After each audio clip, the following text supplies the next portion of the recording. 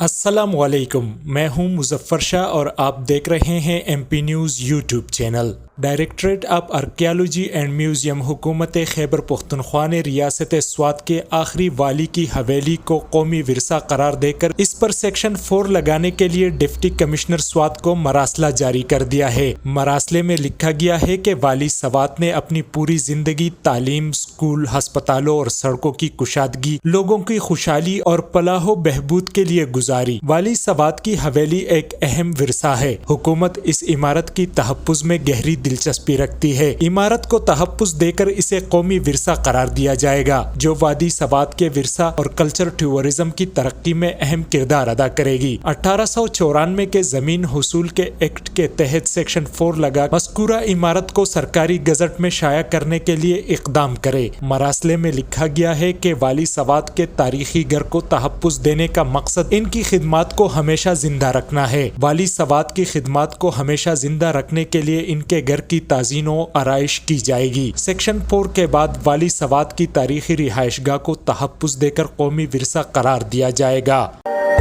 हमारी वीडियोस को लाइक करें, शेयर करें और YouTube पर सब्सक्राइब करके बेल आइकन को प्रेस करें।